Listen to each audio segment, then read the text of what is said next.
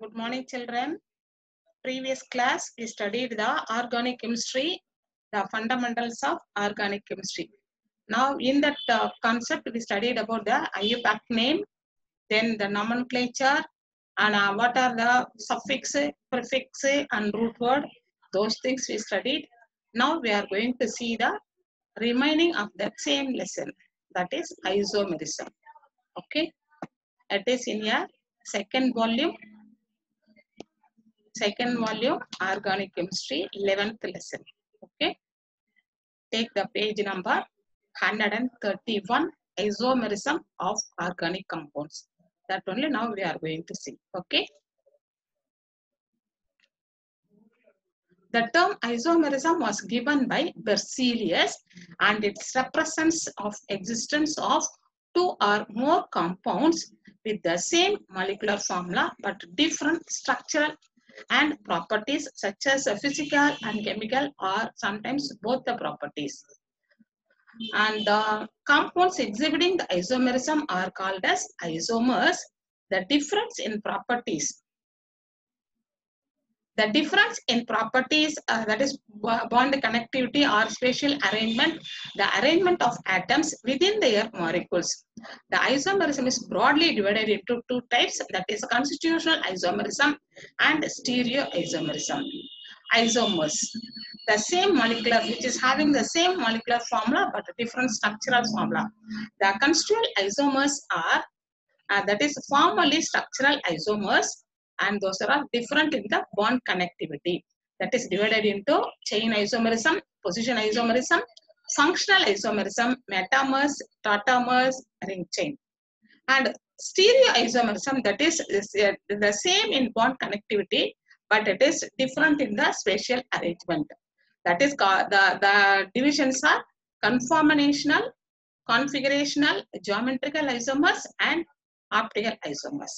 Now we are going to see the constitutional isomers, that is formally structural isomers. This type of isomers have same molecular formula but different in their bonding sequence. Structural or constitutional isomers is further classified into the following. That is, the first one is chain or nuclear or skeletal isomerism.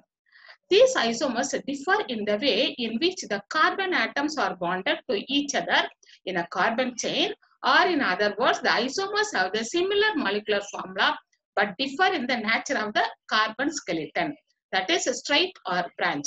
And for example, it is given N-pentane. In this one, all the 5 carbon are in the linear chain, and the next one is isopentane. In that one, 4 carbon are in the linear chain and one is as a branch.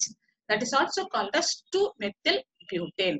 This is an example for chain isomerism. Next is position isomerism. If different compounds belonging to the same homologous series with the same molecular formula and carbon skeleton but differ in their position of the substituent, or differ in the position of the substituent or functional group or an unsaturated linkage, those are called as position isomers. And for example, molecular formula is C5H10, and the structural formula is CH3, CH2, CH2, CH, double bond CH2, that is called as pent1-ene. And the next one is the double bond is shifted from the first carbon for a previous structure. It is in between the first and the second carbon. Next, it is in between the second and third carbon. So first molecular is called as pent1-ene and the second one is called as pent2-ene. And one more example also given. The molecular formula is C4H9Cl, and here the first one, that is called as chloropentane. In this one, the chlorine is attached to the first carbon. Next is called as 2-chloropentane. Here the chlorine is attached in the second carbon, but the molecular formula is the same. Like the same, one more is also given, that is a molecular formula is C5H10O, and first one is the ketone group. First one is pent2-one and the second one is pent3-one. The CO group is in the second carbon and in the third carbon. That is the difference. Next is the functional isomerism. different compounds having the same molecular formula but different functional groups, those are said to exhibit functional isomerism. For that one, the formula is C3H6O, that is CH3CH2CHO. That is called as propanol, which the functional group is aldehyde, that is CHO. And the next compound is CH3C double bond O CH3, that is called as propanone. The functional group is keto group. In this one, the molecular formula is the same, but the functional group is, previously the functional group is CHO, and the next compound, the functional group is ketone group. Like the same, another one is also given, that is the functional propanoic acid. In that one, first is the COOH group is the functional group, and for the next one is acetate, that is ester is the functional group. Like that, if it is a differ only in the functional group, that is called as functional isomerism. And the next one is metamerism. This type of isomerism is a special kind of structural isomerism that arises due to the unequal distribution of the carbon atoms on either side of the functional group, or different alkyl groups are attached to the either side of the same functional group. Here the functional group is the same, but on the both the sides the carbon linkage will be differ. This isomerism is shown by compounds having the functional groups such as ethers, ketone, esters, and secondary amine between the two alkyl groups. And for that, the example is, the formula is C4H10O. The first one is CH3O C3H7. That is methyl propyl ether. Otherwise, it is also called as 1-methoxypropane. And the next one is C2H5O C2H5. That is called as diethyl ether. Otherwise, it is also called as ethoxyethane. For the previous one, carbon is attached in the center. One side you have only one carbon. Next side we have the 3 carbons. In the next structure, on both the sides we have 2 carbons each. And in the next structure, CH3, one is in the left side, only 1 carbon is there. In right side, 2 carbon as well as 1 as the branch. Like that, the carbon linkage is different. That is called as metamerism. And one more example is also given, C5H10O. And first one is a diethyl ketone, and second one is methyl propyl ketone, and the third one is methyl isopropyl ketone. Like that, the functional group is the same, molecular formula is also the same, whereas the oxygen or the functional group is linked on both the sides will be differ in their carbon numbers. Such a type of isomerism is called as metamerism. Next one is tautomerism. It is a special type of functional isomerism in which a single compound exists in 2 readily interconvertible structures that differ markedly in the relative position of at least 1 atomic nucleus. Generally, it is hydrogen. The 2 different structures are known as tautomers, and there are several types of tautomerism, and 2 important types are dyad and triad systems. The first one is dyad system. In this system, hydrogen atom oscillates between 2 directly linked polyvalent atoms. For example, hydrogen cyanide HC triple bond N. In the next one, HN triple bond C. That is a little bit difference in this one. This is called dyad system. In this example, hydrogen atom oscillates between the carbon and the nitrogen. And the next one is triad system. In this system, hydrogen atom oscillates between 3 polyvalent atoms. It involves 1-3 migration of the hydrogen atom from one polyvalent atom to other within the molecule. The most important type of triad system is keto-enol tautomerism.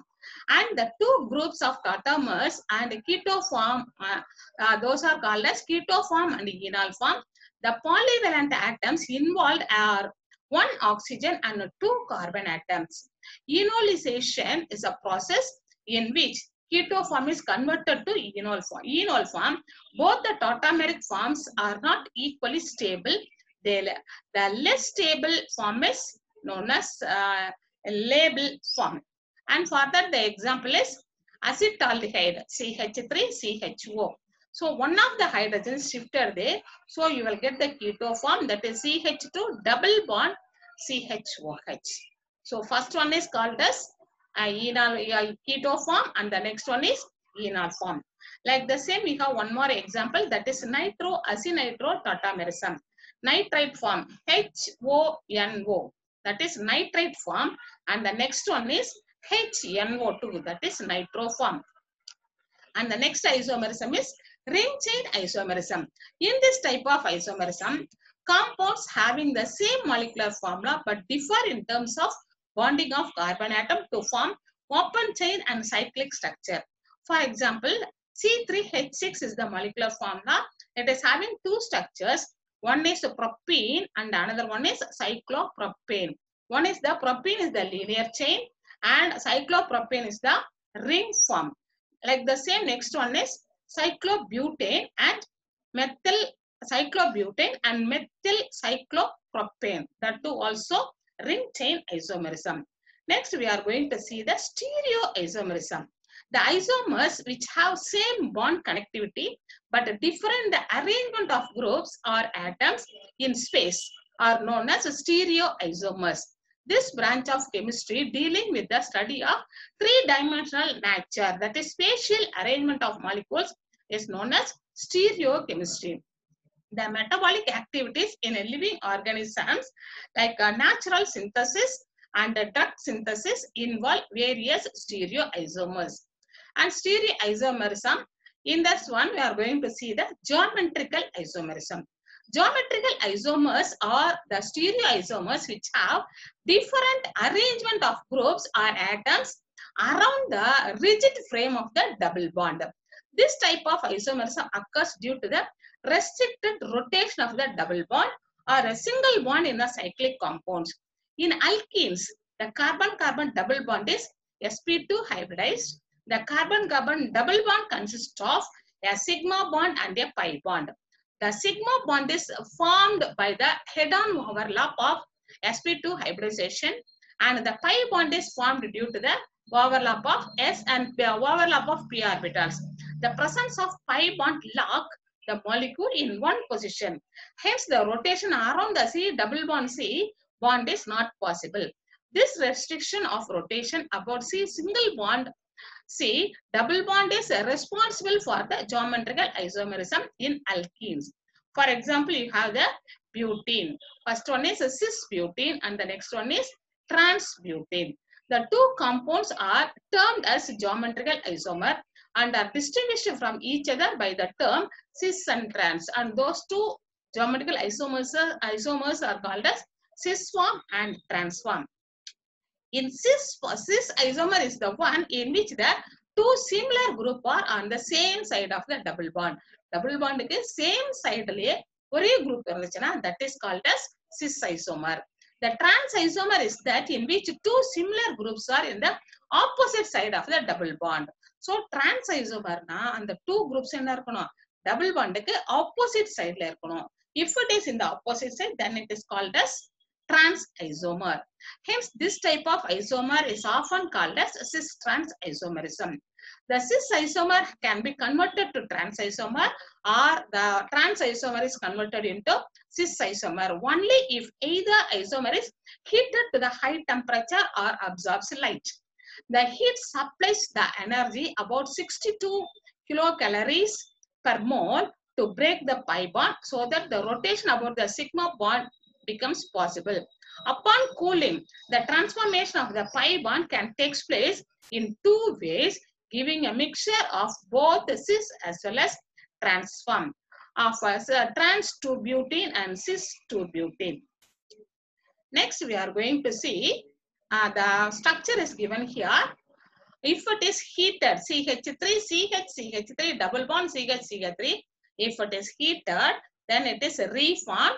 The CH3 group is in the right side below, that is goes to the upper side. So this first form is called as cis form and the reformed structure is called as trans form. Generally, the trans isomers are more stable than the corresponding cis isomer. This is because in the cis isomer, the bulky groups are in the same side. and that is less stable than the trans isomer in which the bulky groups are in the opposite side.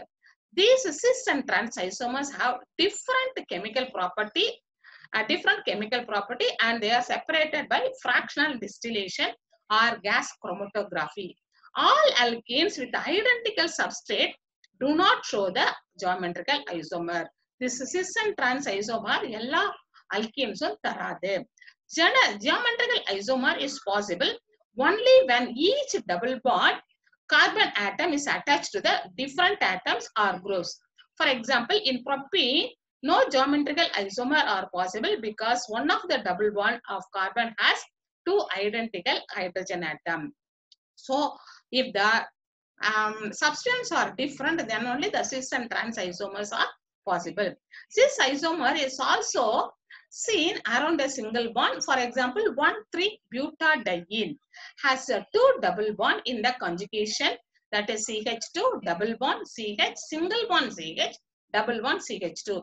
It can exist in infinite number of conformations, but the following two extreme conformations are important, that is axene and azo compound.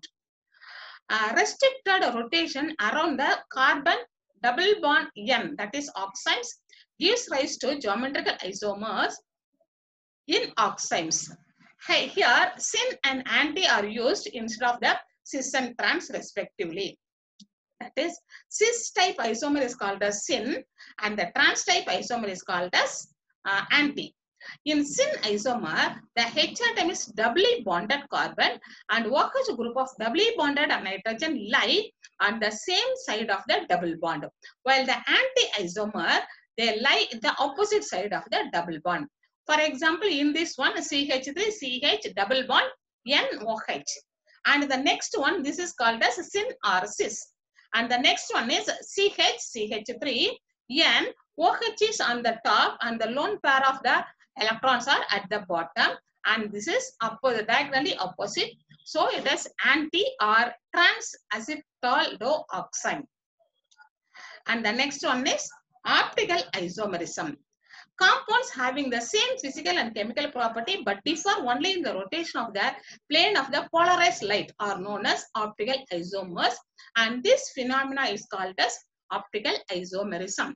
Some organic compounds such as glucose have the ability to rotate the plane polarized light, and they are said to be optically active compounds. And this property of a compound is called as optical activity. The optical isomer which rotates the plane of the plane polarized light to the right or in the clockwise direction, that is said to be dextrorotatory. Dextro means right. That is denoted by the sign plus. And whereas the compounds which rotate the left, that is anti-clockwise, that is called as levorotatory, and levos means left, that is denoted by the sign minus. Dextrorotatory of the compound are also designated as D or by the sign plus, and levo compounds are represented by L or by the sign minus. Enantiomers. The next one is enantiomer and optical activity. An optically active substance may exist in two or more isomeric forms which have same physical and chemical properties but differ in terms of direction of the rotation of the plane polarized light. Such optical isomers which rotate the plane polarized light with equal angle but in the opposite direction are known as enantiomer, and this phenomena is called as enantiomerism. Isomers which are non-superimposable mirror images of each other are called as enantiomers. And what is the condition for enantiomer? A carbon atom whose tetravalency is satisfied by 4 different substituents. You know, carbon is having 4 valency. All the 4 valencies, carbon irka 4 valency 4 different group irundichina, that atom is called as asymmetric carbon, or that is called as chiral carbon, and it is indicated by an ostrich. C போட்டு C மேல ஒரு ostrich போட்டிருந்தா, that is called as chiral carbon. Chiral means all the 4 substituents are different. A molecule possessing a chiral carbon atom and they are non-superimposable to its own mirror image is said to be a chiral molecule or asymmetric molecule. And this property is called as chirality or dissymmetry. Here one example is given, lactic acid. At the center you have C, on one side you have COOH, next side H, and the bottom CH3, and in the right side you have OH. So all the four groups are different. So that carbon is said to be chiral carbon. And those are not superimposable with the mirror image. Next is detection of elements in organic compounds. How to detect the elements in the organic compounds? The first step in the analysis of an organic compound is the detection of elements present in it. The principal elements are carbon and hydrogen and oxygen. In addition to these, they may have contained nitrogen, sulfur, and halogen. Phosphorus, halogens, phosphorus, and metals like lithium, magnesium, and zinc are present in certain organometallic compounds. Now, how to detect? Detection of carbon and hydrogen. If the compound under investigation is organic, there is no need to test for carbon. This test is performed only to establish whether a given compound is organic or not. With the exception of a few compounds like CCl4 and CS2, all organic compounds also contain hydrogen. The presence of both these elements is confirmed by the common test, that is carbon as well as hydrogen. ரெண்டுமே சேர்த்து ஒரே டெஸ்ட்ல என்ன செய்றோம், அது இருக்குதா அப்படின்றத நம்ம டெஸ்ட் பண்றோம். That test is called as copper 2 oxide test. The organic substance is mixed with about 3 times as its weight with the dry copper oxide by grinding it. The mixture is then placed in a hot glass test tube fitted with a bent delivery tube. The other end, which is dipping in the lime water in another test tube. The mixture is heated gently and the following reaction takes place. In this organic compound, we have the carbon, and the carbon reacts with copper oxide and it is converted into carbon dioxide and copper. And H is also present, means the two also reacted with the copper oxide and you will get water and copper. Thus, if the carbon is present, it is oxidized to carbon dioxide, which turns the lime water milky. So, if the gas is coming out, if it is bubbles in the lime water, it turns milky. If hydrogen is also present, it will be oxidized to water, which condenses in small droplets on the cooler wall of the test tube and inside the bulb. Water is collected on anhydrous copper sulfate, which turns the anhydrous copper sulfate blue. This confirms the presence of carbon and hydrogen in the compound. Next is how to detect nitrogen. Detection of nitrogen by Lessagnès sodium fusion test. The test name is called as Lessagnès sodium fusion test. This is a good test for the detection of nitrogen in all classes of nitrogenous compounds, and it involves the preparation of sodium fusion extract. This method involves the conversion of covalently bonded nitrogen, sulfur, or halogen present in the organic compounds to the corresponding water-soluble ions in the form of sodium salts. For this purpose, a small piece of sodium is always kept under kerosene. You can take a small piece and it is dried by pressing with the filter paper. That kerosene filter paper dry pannirom. Then it is taken in a fusion tube. Fusion tube means very, very small tube. And the small tube and the sodium that is heated. If it is heated, the sodium will melt. When it melts to a shiny globule, and melt a globule, this put the pinch of the organic compound on it. During this time, we test the organic compound. Heat the tube till the reaction ceases. Then it becomes red hot. And the reaction and the fusion tube சின்ன tube அது red hot மாறிடும். Plunge it in about 50 ml of distilled water taken in a china dish. Now that fusion tube ஒரு china dishல என்ன செய்றோம், கொஞ்சமா தண்ணி ஒரு 50 ml distilled water எடுத்து அந்த ஹாட்டா இருக்கிற அந்த test tube அதுக்குள்ளார போட்டுறணும். the tube of striking against the dish. அந்த அதுல போட்டீங்கனாலே என்ன செய்யணும், அது உடைஞ்சிரும். அப்படி இல்லைன்னா அதை தட்டி என்ன செய்யணும், அதை உடைச்சிடணும். Boil the content of the dish for about 10 minutes. இந்த டிஷ்ல இருக்க, இந்த சைனா டிஷ்ல இருக்கிற அந்த கண்டென்ட் என்ன செய்யணும், we have to boil it for 10 minutes and we have to filtrate. And this filtrate is known as Lesagnaise extract or sodium fusion extract.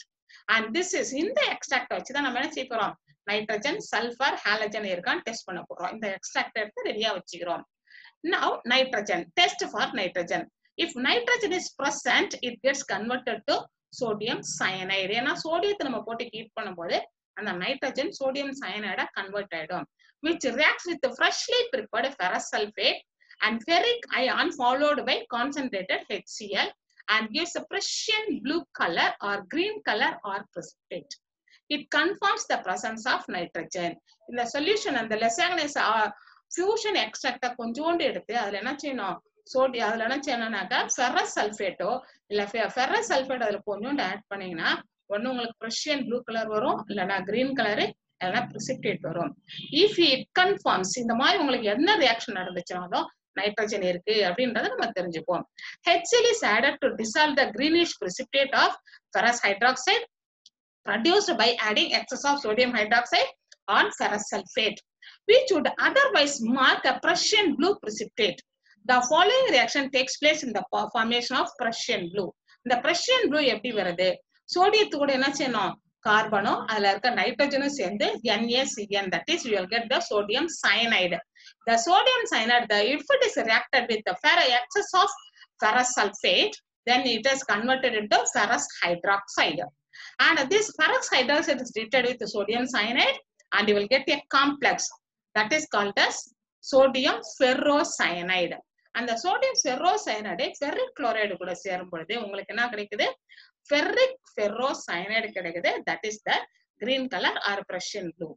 In case of both nitrogen and sulfur are present, sometimes nitrogen இருக்கு sulfur இருக்குதுன்னா you will get a blood red color that is obtained due to the following reaction. அந்த reaction கீழ கொடுத்திருக்காங்க.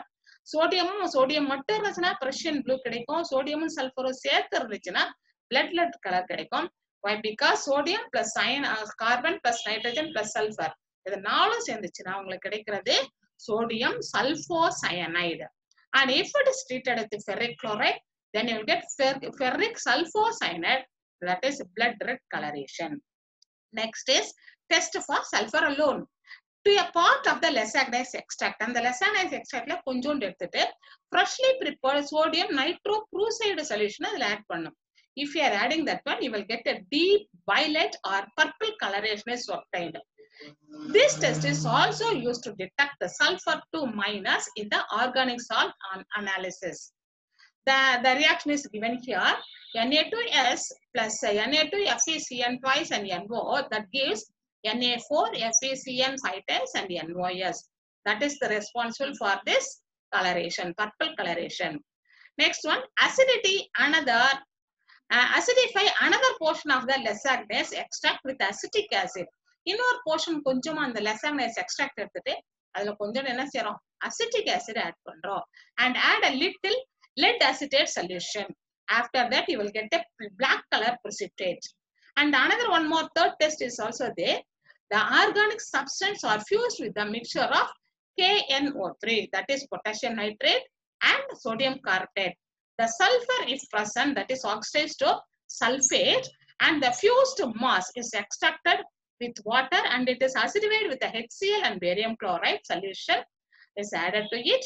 A white precipitate is indicate the presence of sulfur. Next is test for halogen. To another portion of the Lesagnaise filtrate, add little amount of dilute nitric acid, HNO3 na nitric acid, warm gently and add silver nitrate solution.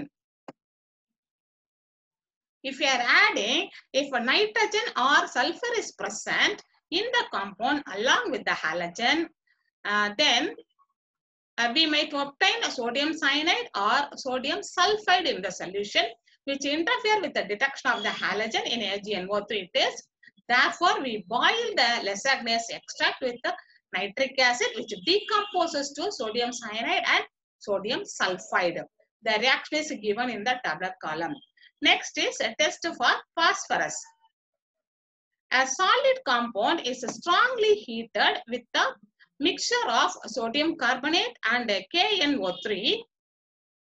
Phosphorus present in the compound is oxidized to sodium phosphate, and this residue is extracted with water and boiled with concentrated nitric acid. A solution of ammonium molybdate. A solution of ammonium molybdate is added to the above solution. A canary yellow coloration or precipitate shows the presence of phosphorus.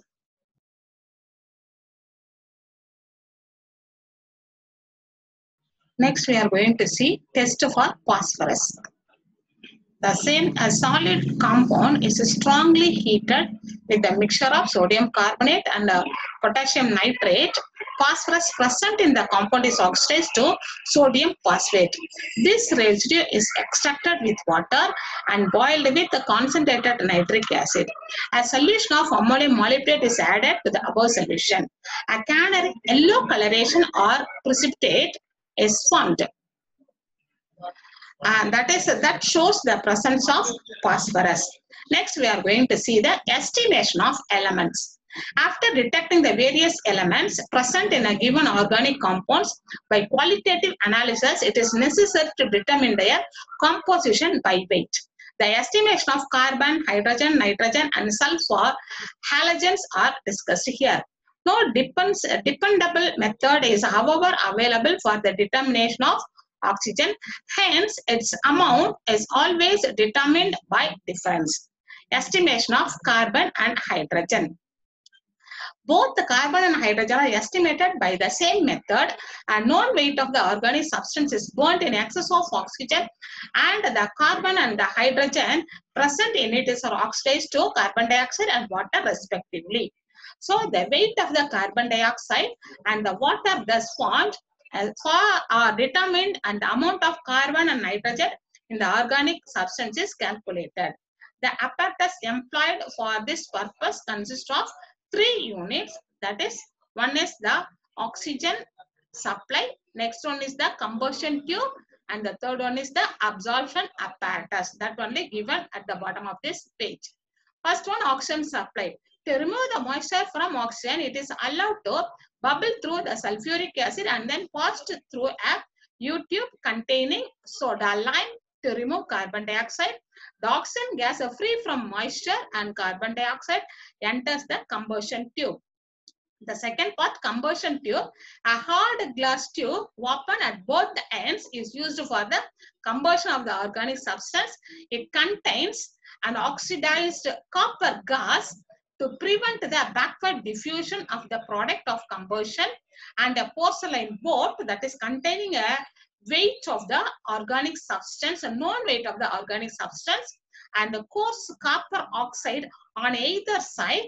And the fourth one is an oxidized copper gas is placed towards the end of the combustion tube. The combustion tube is also called as gas burner. Next is absorption apparatus. The combustion products containing moisture and the carbon dioxide are then passed through the absorption apparatus, which consists of a weighed U-tube packed with pumice stones. Pumice, that is stones that is soaked in concentrated sulfuric acid to absorb water. A set of bulbs containing a strong solution of KOH to absorb carbon dioxide, and finally a God tube filled with anhydrous calcium chloride to prevent the entry of the moisture from the atmosphere. Now procedure. The combustion tube is heated strongly to dry its content. It is then cooled slightly and connected to the absorbent apparatus. To the other end of the combustion tube is then for a while, and the board containing the weighed organic substance is introduced. The tube is again heated strongly till the substance in the board is burnt away.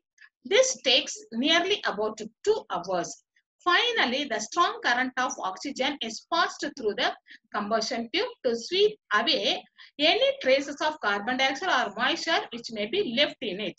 The U-tube and the potash bulbs are then attached, and the increase in the weight of each of them is calculated. That is, weight of the organic substance we are taken is W gram, and the increase in the weight of water is X gram, increase in the weight of carbon dioxide is Y gram. So 18 gram of water contains 2 gram of hydrogen. Therefore, X gram of water contains, that is 2 by 18 into X, the gram of hydrogen. Then the percentage is 2 by 18 into X divided by W into 100. And 44 gram of carbon dioxide contains 12 gram of carbon. Therefore, Y gram of carbon dioxide contains 12 by 44 into Y gram of carbon. If you are going to find out the percentage, then 12 by 44 into Y by W into 100. Then you will get the percentage. Mean this are, if the organic substance under investigation also contains nitrogen, it will produce oxides of nitrogen on combustion. A spiral copper is introduced at the combustion tube to reduce the oxides of nitrogen to nitrogen which escape and as an unabsorbed. If the compound contains halogen as well, a spiral of silver is also introduced in the combustion tube. It converts the halogen into silver halide. In case of the substance also contains sulfur, the copper oxide in the combustion tube is replaced by lead chromate. Then the sulfur dioxide formed during the combustion is thus converted into lead sulfate and prevents from passing into absorption unit. One worked out problem is there based on the formula. Formula is given here, and based on the formula, one worked out problem is given. Next is estimation of sulfur, that is used by the method Carius. The method is called as Carius method. A known mass of organic substance is heated strongly with the fuming nitric acid. Carbon and hydrogen get oxidized to carbon dioxide and water as usual. The sulfur is oxidized to sulfuric acid, and that is and it is the following reaction is given: carbon to carbon dioxide, hydrogen into water, sulfur is converted into, first it is converted into sulfur dioxide, then it is converted into sulfuric acid. The resulting solution is treated with excess of barium chloride, solution. Sulfuric acid present in the solution is quantitatively converted into barium sulfate. From the mass of barium sulfate, the mass of sulfur, and hence the percentage of sulfur is calculated. The procedure is, a known mass of organic compound is taken in a clean Carius tube and added a few ml of the fuming nitric acid. The tube is sealed, and it is then placed in an iron tube and heated for 5 hours. The tube is allowed to cool to room temperature, and a small hole is made to allow the gases present inside to escape. The Carius tube is broken and the content collected in a beaker. The excess of barium chloride is added to the beaker, which contains a sulfuric acid. As a result of the reaction is converted to barium sulfate. The precipitate of barium sulfate is filtered, washed, dried and weighed. From the mass of the barium sulfate, the percentage of sulfur is found out. That is, mass of the organic substances, organic compound is W gram, mass of barium sulfate formed is X gram, and 233 in the barium sulfate molecular mass that contains 32 gram of sulfur.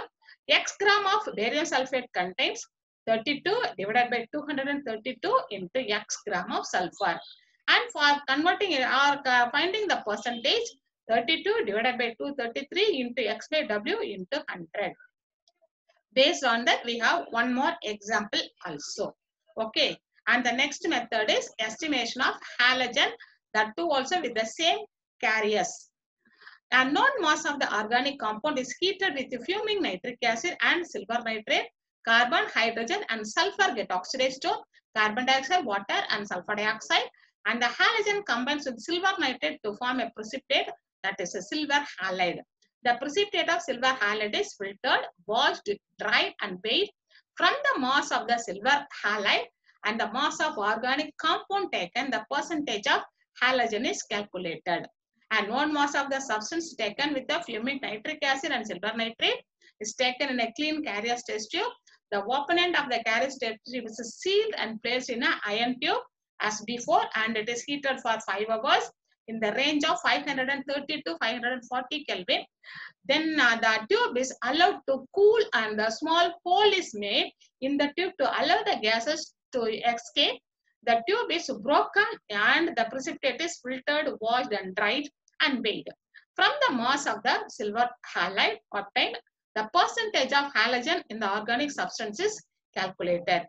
That is, weight of the organic substance is W gram, weight of silver chloride is IA gram, and 143.3, that is the mass of silver chloride, contains 35.5 gram of chlorine, and a gram of silver chloride contains 35.5 divided by 143.5 into A. And if you are going to convert it into percentage, then 35.5 divided by 143.5 A by W into 100. Suppose if it is bromine, the weight of the 188 gram of silver bromide contains 80 gram of bromine. B gram of silver bromide contains 80 by 188 into B gram of bromine. W gram of the organic compounds contain, and the percent of B gram of silver bromide, the percentage of bromine in W gram of organic compound is 80 by 188 into B by W into 100. And if it is iodine is present, the weight of the silver iodide be C gram, then 235, that is the mass of silver, molecular mass of silver iodide, which contains 127. 127 that is silver molecular mass, atomic mass of iodine. Then carbon is of AgI contains 127 divided by 235 into C, and W gram of silver iodide, the percentage of iodine in W gram of organic compound is 127 and divided by 235 into C by W into 100. For that, one example is given here. Okay, then the estimation, the last one is the estimation of phosphorus. Again, in the by the same method, Carrier's method, a known mass of the organic compound W contain phosphorus, and it is heated with a fuming nitric acid in a sealed tube, where C is converted into carbon dioxide, hydrogen to water. Phosphorus present in the organic compound is oxidized to phosphoric acid, which is precipitated as ammonium phosphomolybdate by heating with the concentrated nitric acid and then adding ammonium molybdate. The reaction is given here. The precipitate of ammonium molybdate, phosphomolybdate, thus formed, is filtered, washed and dried and weighed. In an alternative method, the phosphoric acid is precipitated as magnesium ammonium phosphate by adding magnesium mixture. That is the mixture of magnesium chloride and ammonium chloride and ammonia. This precipitate is also washed, dried and ignited to get the magnesium molybdate, which is washed, dried and weighed. And the calculation is like the same.